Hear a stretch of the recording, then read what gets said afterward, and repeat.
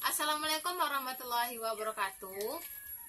Perkenalkan, saya Dwi Ranti Oktadeli Sutia, NIM 18058013, program studi Pendidikan Sosiologi Antropologi, jurusan Sosiologi, Fakultas Ilmu Sosial, Universitas Negeri Padang.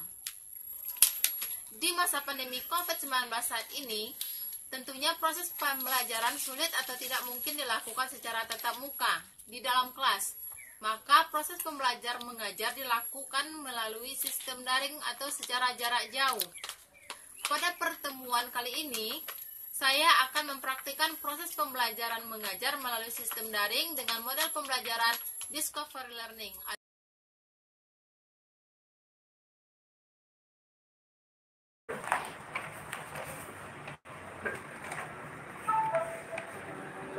Assalamualaikum warahmatullahi wabarakatuh. Selamat pagi Ananda semua. Ibu harap keadaan Ananda baik-baik saja di rumah. Pada pertemuan kali ini kita akan mengadakan pembelajaran melalui via live YouTube. Sebelumnya, Ibu mohon yang sudah berjoin di live YouTube ini segera ajak teman-temannya untuk bergabung dan join juga. Sebelum kita memulai proses pembelajaran, terlebih baik kita berdoa terlebih dahulu. Berdoa di tempat masing-masing dan menurut kepercayaan masing-masing mulai.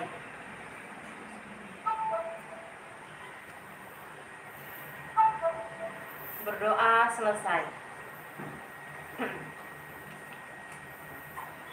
Untuk materi kali ini kita akan membahas struktur sosial dengan model pembelajaran Discovery Learning. Jadi nanti Ibu harap kalian bisa berdiskusi masing-masing di rumah, bukan secara berkelompok.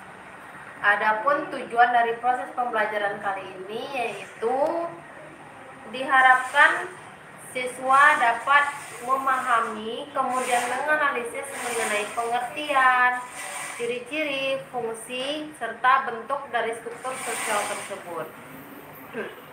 Yang pada akhirnya kalian dapat mengkonsentrasikan dan mendiskusikan materi mengenai struktur sosial ini. Kita akan mulai proses pembelajaran ini.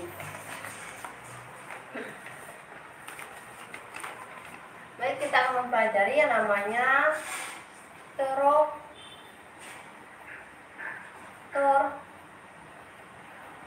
sosial.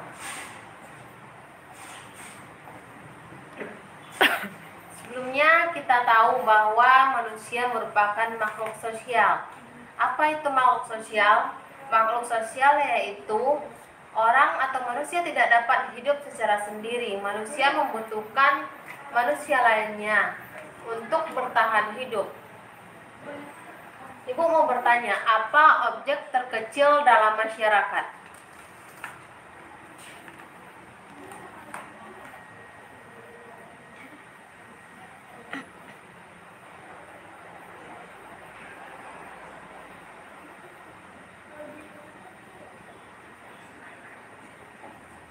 Ada yang tahu?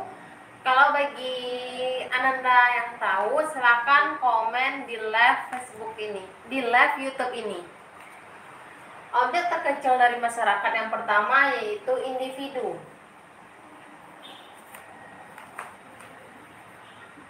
Individu ini siapa? Individu ini aku, saya. Itu adalah individu. Nah, apa objek terkecil kedua dari masyarakat? Objek terkecil kedua dari masyarakat yaitu keluarga. Nah, keluarga ini siapa? Di dalam keluarga seperti kita ketahui terdiri dari ayah, ibu, dan anak. Dan yang ketiga baru masyarakat.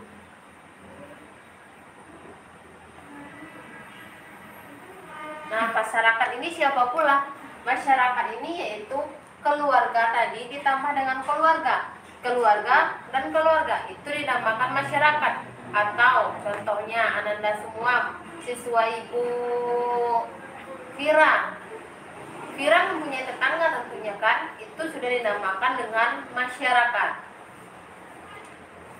Nah, dari masyarakat ini ada dua hal yang tidak dapat dipisahkan. Tidak dapat dipisahkan. Apa itu yang tidak dapat dipisahkan dari masyarakat? Yaitu SDA dan SDM. Ya, SDA.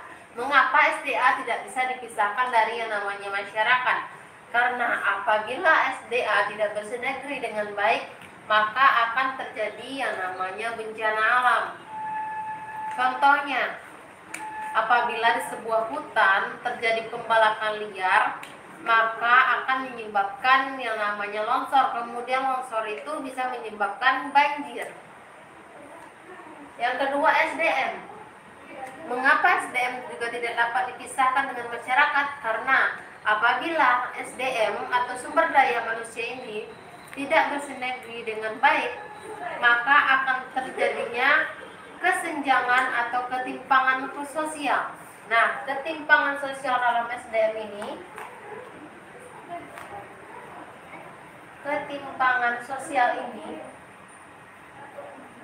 terdiri dari beberapa. Yang pertama yaitu ketimpangan sosial secara ekonomi.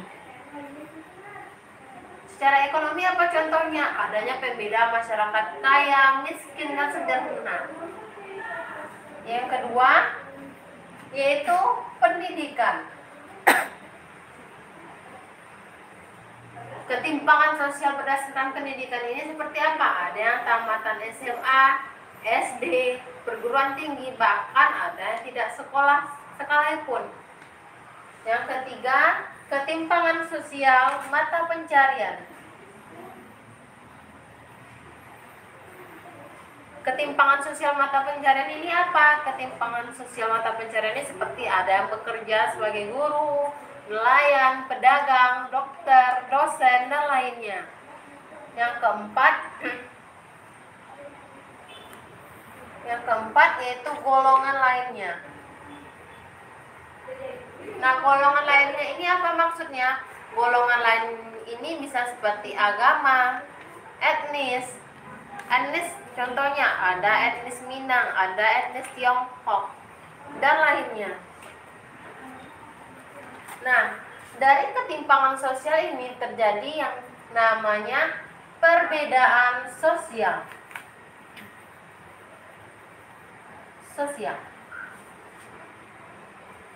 Perbedaan sosial ini menimbulkan gejala sosial.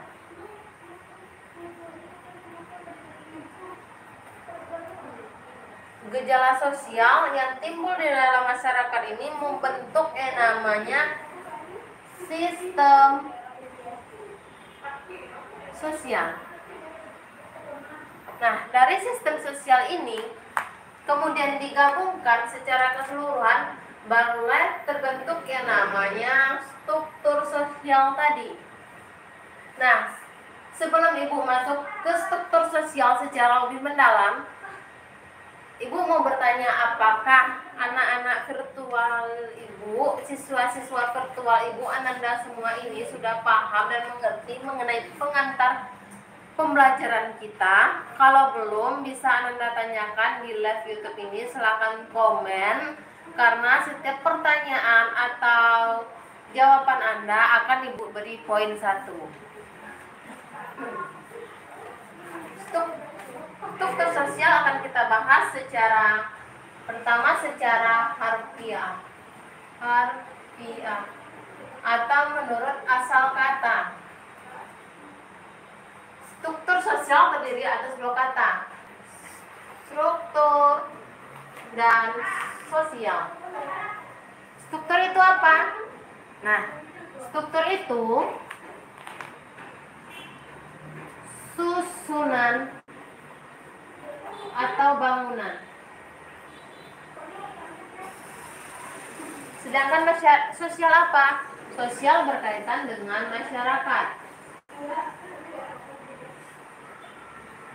Jadi di sini dapat kita simpulkan secara harfiah, yaitu struktur sosial adalah susunan atau bangunan yang terdapat di dalam masyarakat. Bagaimana? Apakah Anda semua sudah dapat menarik kesimpulan mengenai pengertian struktur sosial secara harfiah? Oke, selanjutnya Ibu lanjut ke pengertian struktur sosial secara konsep. Di sini Ibu ambil menurut Raymond Friedkin. Nah, menurut Raymond Friedkin ini, struktur sosial itu suatu pergaulan hidup manusia yang meliputi berbagai tipe kelompok yang terjadi dalam masyarakat, yang terjadi di banyak orang, serta meliputi juga lembaga-lembaga di mana orang tersebut ambil bagian atau ambil tangan. Selanjutnya kita bahas secara umum atau kesimpulan.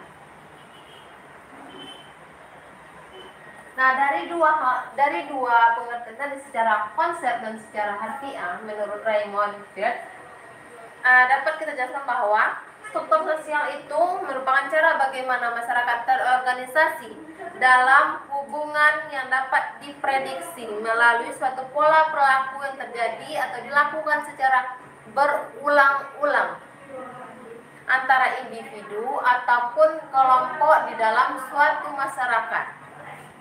Oke, kita lanjut ke ciri-ciri. Ciri-ciri dari struktur ini pengertian tadi ya.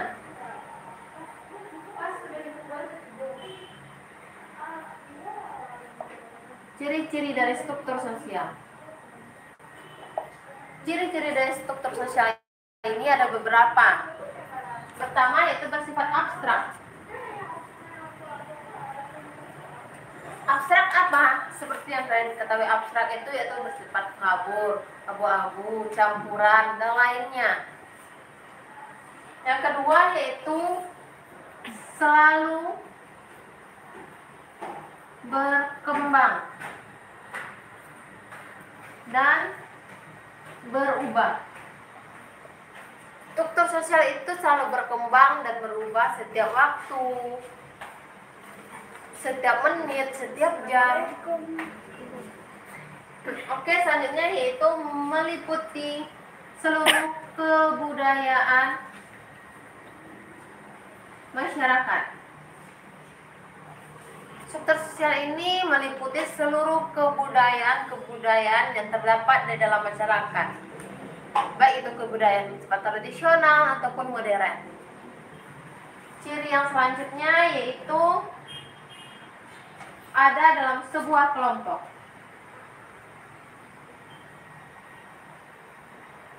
Kelompok. Seperti dipengertikan secara umum tadi, bahwa struktur sosial ini ada dalam individu dan kelompok. Tapi yang pasti struktur sosial terdapat di dalam sebuah kelompok. Selanjutnya terdapat dimensi vertikal dan horizontal. Nah, di ciri terakhir ini, dimensi vertikal dan horizontal, akan kita bahas pada nanti di bentuk struktur sosial. Sebelumnya kita masuk ke submateri selanjutnya, yaitu fungsi dari struktur sosial.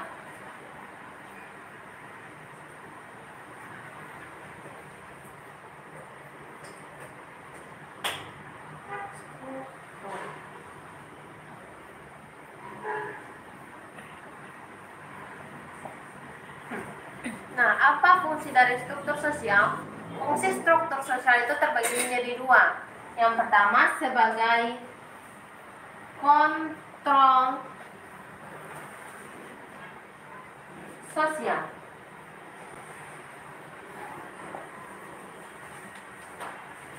Sebagai kontrol sosial, apa maksudnya? Struktur sosial sebagai kontrol sosial ini yaitu dengan adanya struktur sosial maka terdapat satu antisipasi terhadap pelanggaran-pelanggaran nilai ataupun peraturan di dalam masyarakat sehingga tercipta yang namanya keteraturan sosial.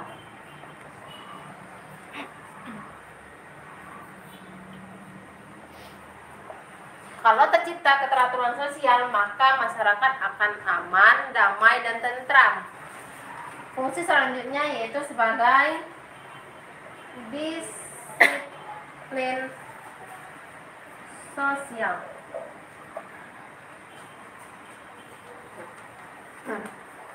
Fungsi struktur sosial sebagai disiplin sosial yaitu bersifat menanamkan disiplin bagi kelompok-kelompok masyarakat yang terdapat di dalam kelompok tersebut.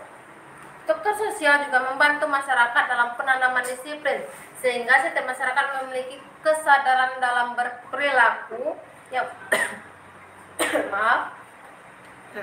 sehingga dari disiplin sosial ini masyarakat ataupun Ananda semua dapat berpikir dalam berperilaku.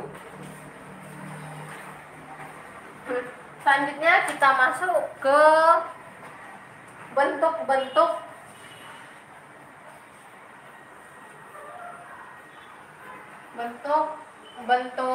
struktur sosial.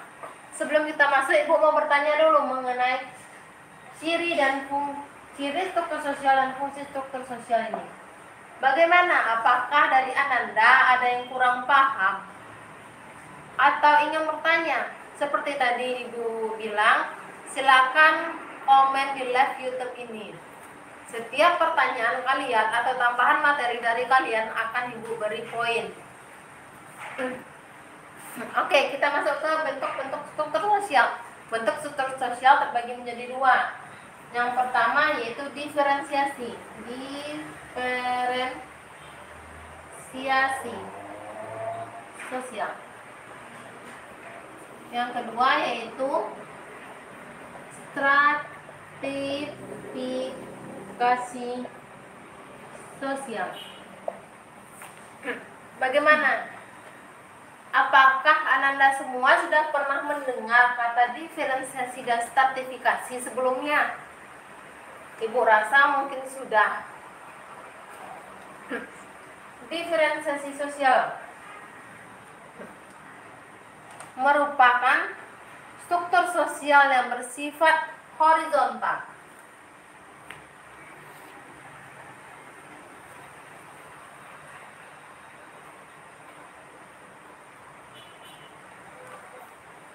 Atau sejajar, sama saja, tidak ada tingkatan ataupun penurunan. Jadi di dalam struktur sosial diferensiasi sosial ini tidak ada namanya sistem kasta ataupun strata. Apa contohnya diferensiasi sosial ini? Contohnya yang pertama yaitu suku. Diferensiasi sosial suku. Nah, apa contohnya diferensiasi sosial suku ini? Yaitu adanya suku dalam Minang, contohnya ada Kotopilia, Bodicaniago, ataupun di suku-suku yang terdapat di daerah atau provinsi lainnya di Provinsi Jawa, Sulawesi, Makassar, Papua, dan lainnya. Yang selanjutnya yaitu agama, diferensiasi agama.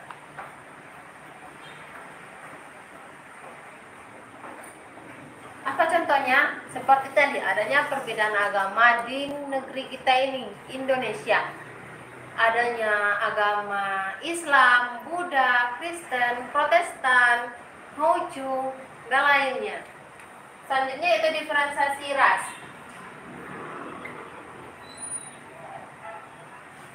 Nah, diferensiasi rasnya apa? Adanya ras mongoloid, kaukasoid, dan lainnya. Macam-macam ras lainnya. Selanjutnya yaitu diferensiasi sosial berdasarkan profesi.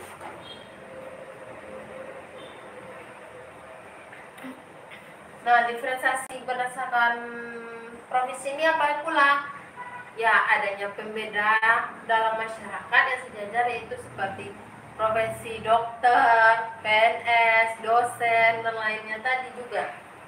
Yang terakhir yaitu jenis kelamin.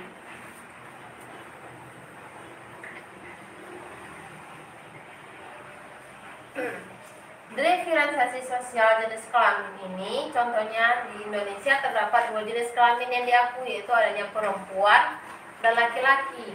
Namun di beberapa negara lainnya juga terdapat jenis kelamin lainnya. Ada yang bersifat transgender. Selanjutnya kita masuk ke stratifikasi sosial.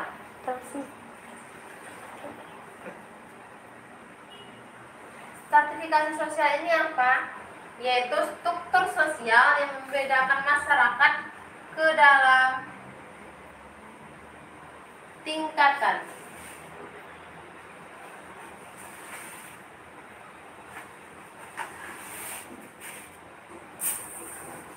Tingkatan seperti apa? Contohnya tingkatan atau kasta-kasta. Contohnya apa?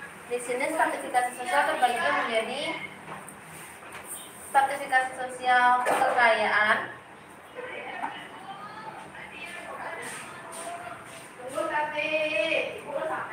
stratifikasi sosial berdasarkan kekayaan ini apa? Adanya perbedaan antara si miskin dan si kaya. Seperti dalam hal rumah, kalau orang kaya rumahnya besar-besar, mewah, sedangkan orang miskin rumahnya sederhana saja. Yang penting ada tempat untuk berteduh. Yang kedua berdasarkan kekuasaan.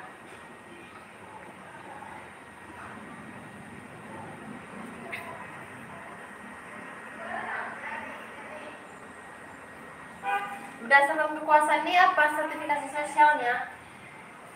Yaitu misalnya presiden tentunya lebih tinggi jabatannya dibanding kelompok masyarakat lainnya, ataupun berdasarkan guru. Presiden, guru, itu tingkatannya, terjadi adanya pembedaan atau jenjangan. Yang terakhir yaitu sertifikasi sosial berdasarkan yang ketiga pendidikan.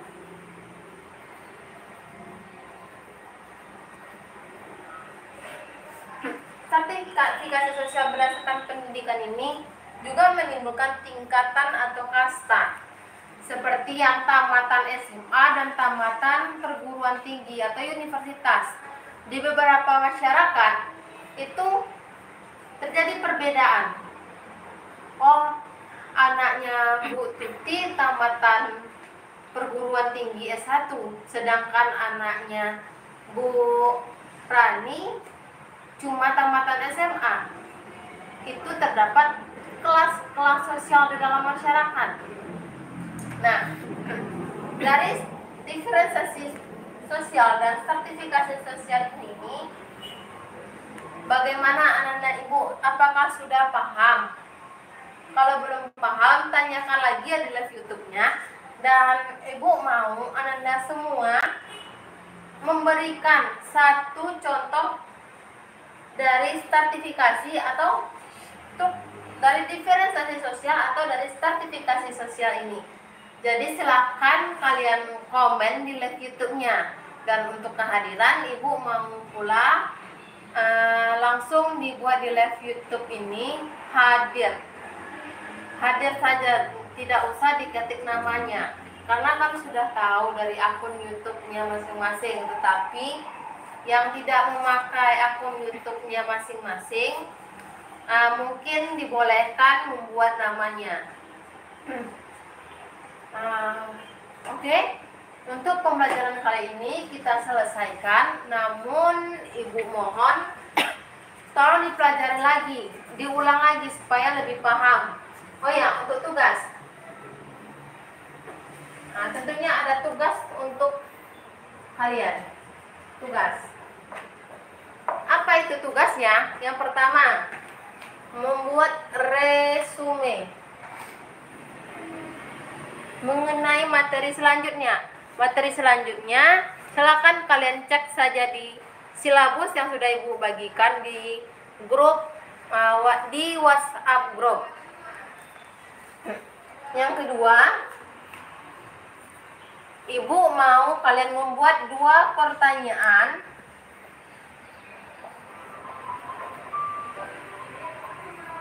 mengenai materi yang selanjutnya itu. Oke, untuk tugas mungkin itu saja. Dan mengenai media pembelajaran, Ibu mungkin tidak menggunakan live YouTube lagi. Ibu akan menggunakan media-media lainnya supaya lebih inovatif dan kreatif, dan kalian juga tidak bosan dalam belajar. Oke, untuk pembelajaran kali ini Ibu selesaikan sampai di sini. Selamat berjumpa di pertemuan besoknya. Tetap semangat. Wassalamualaikum.